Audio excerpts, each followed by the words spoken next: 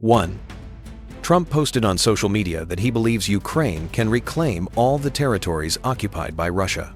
This statement differs from his earlier position that both Russia and Ukraine should make concessions to end the war. His remarks came shortly after meeting with Zelensky. 2.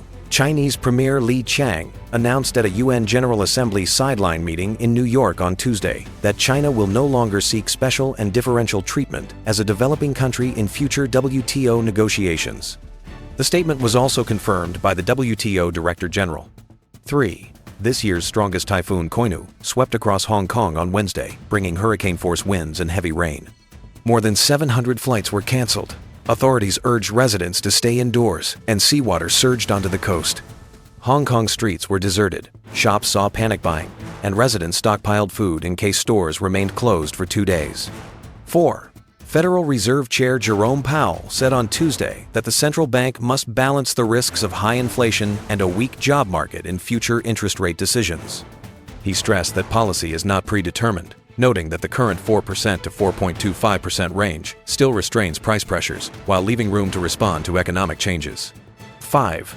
Norwegian police are investigating an explosion in downtown Oslo and detonated a second device found at the scene. No casualties have been reported.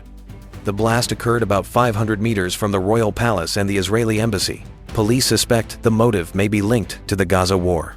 6. According to 2 people familiar with the matter, the Trump administration is seeking to acquire up to a 10% equity stake in the company, while renegotiating a $2.26 billion project loan for the Thacker Pass lithium mine with General Motors. This marks the latest example of direct government intervention in the U.S. economy, following earlier investments in Intel, MP Materials, and other tech and mining firms considered critical to national security. 7. President Trump canceled a Tuesday meeting with Democratic leaders, lowering the chances of passing an emergency spending bill. Next week, the federal government could face a shutdown.